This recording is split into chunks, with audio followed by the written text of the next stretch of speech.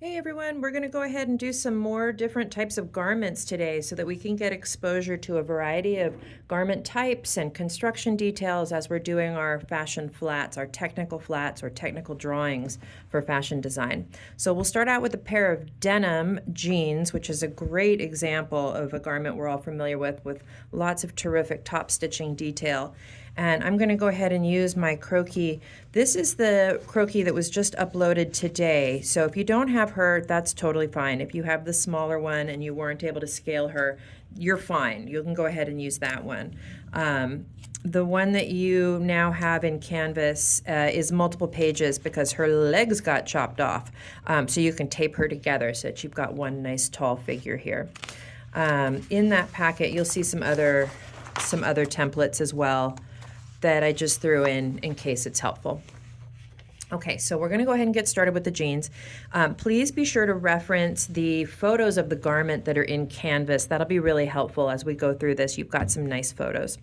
I'm going to go ahead and take a piece of tracing paper, and I have my mechanical pencil, and we're going to get started. So the first thing I want to do is mark my center line here on my tracing paper so that I will be able to reposition this as needed.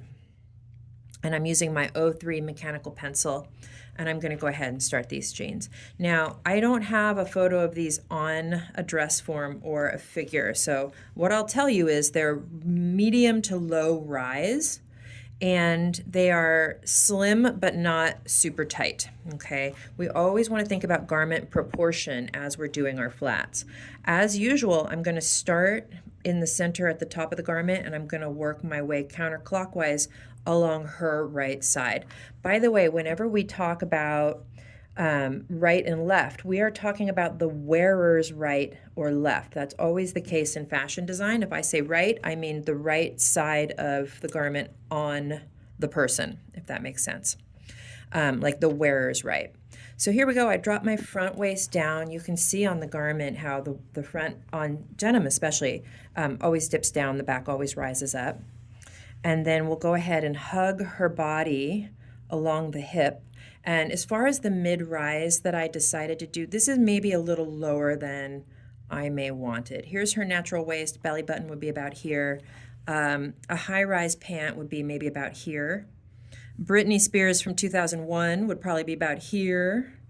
And let me make a little modification. I think I'm going to raise this up just a smidge to be just a little higher than I had it. So we'll go right about here. We'll go right about there. Okay, down we go along her hip, and then we're going to go ahead and go down the leg. Now, they're slim, but they're not super tight, stretchy jeans. So I'm not going to hug her body. I'm going to go ahead and allow myself to pull away from her leg a little bit.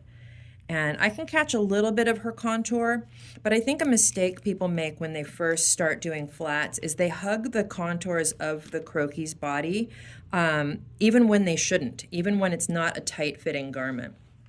Okay, now, if you had a chance to look at the photos of the garment, you'll see that the legs are actually cut off. So in a little bit, we're going to go ahead and add a little distressing. But for now, I'm just going to put a very gentle U-shaped curve. We like to put a curve here. We don't love that to be super straight and flat at the bottom.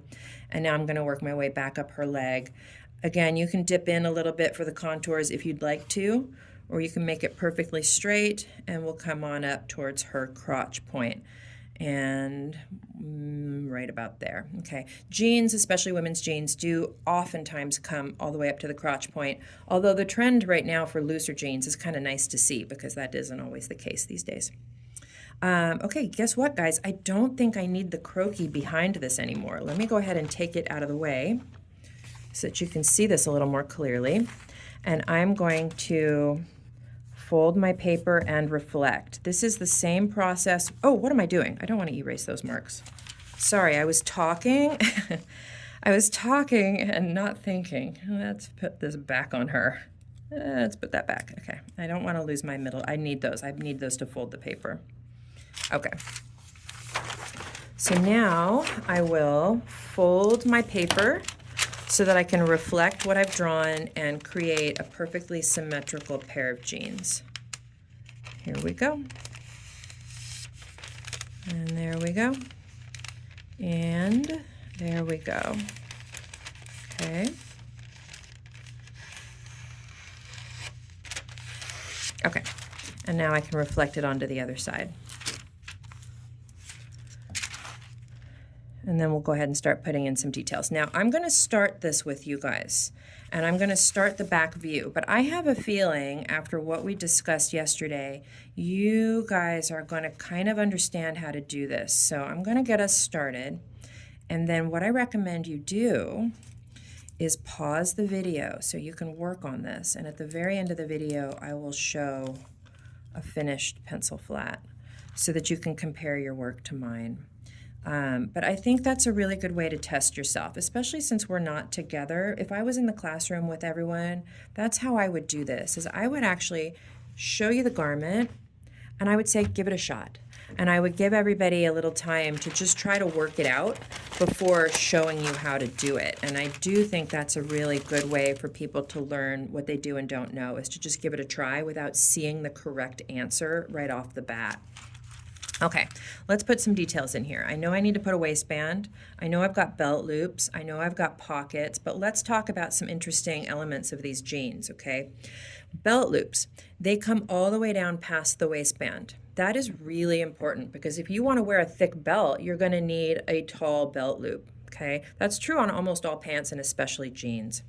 We've got a little rivet here. It's R-I-V-E-T. That's a rivet. That's going to reinforce the jeans. The side seam, I really like using this pair of jeans for flats practice because I like that they've brought the side seam quite a bit farther. The side seam is not on the edge of the garment, and that was done by the designers on purpose because it gives you the illusion of a slimmer leg, right? Because that seam is riding forward. Nice top stitching detail to reinforce the hip. We see a little bit of the back yoke wrapping around to the front, so we'll want to make sure to incorporate that on our flat. We've got some bar tacks to stabilize the fly zipper. Lots of nice top stitching detail, and I think that's the important stuff here. So let me go ahead and get us started. If you want to test your knowledge so far, again, you could pause right now and see how far you can get. And if not, I'm going to do just a little bit more here, and then we'll just jump ahead to the finished one. Okay, so I drew in my waistband, making sure that the back edge of the waistband ends where it needs to. It does not come all the way up to this corner. Okay, it goes across and it kind of crashes into the front of the waistband. Here's my center front. Okay, the button on denim is actually slightly off to the side, and guess what? We're gonna put a little buttonhole right there. Okay. Let me put in some pockets. Actually, you know what? Before the pockets, it's going to be better if I put my side seams. Neaten that up a little bit. So here's my side seam. Let me ride it forward. Let me bring that to the front just a bit to communicate to the production crew that this garment definitely is designed that way. I don't want them to think it's an accident. They'll see it on the flats that side seam is not hugging the edge, it's in a little bit. Once I have the side seam, I can now put my pockets because as we discussed yesterday, the pockets end at the side seam. They are not really semicircular the way I've drawn it. Let me adjust it. I'm going to flatten out the bottom edge just a tad here. There we go. Okay. Belt loops. Let's look at the positioning of the belt loops, see where they fall in relation to the pocket. There are several belt loops on these pants. Actually, more belt loops here than there typically are. So I've got one right in front of the pocket. We'll put it like that. Oh, I need room for my rivet. I'm going to scooch it over a little bit. These are so, they're detailed. You have to really have some patience to incorporate all of the details on here correctly. And as I'm doing this, I have my camera right in front of my face. Right in front of my face. My camera is between my eyeballs and my paper. So I'm doing my best here. I need to put another belt loop right over here. And something else that you want to be careful about, a lot of times when people are new at flats, they will draw their belt loops and all of them are different. So if I've got one that I like, I want to try to make sure that all the other belt loops stay about that same size and shape, okay? All right, let's put some stitching in here. We've got 1 row along the top of the waist.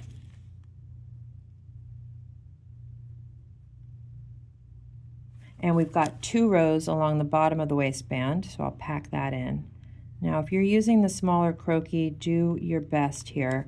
We're going to learn about a call out, which is a zoom in that we incorporate with flats.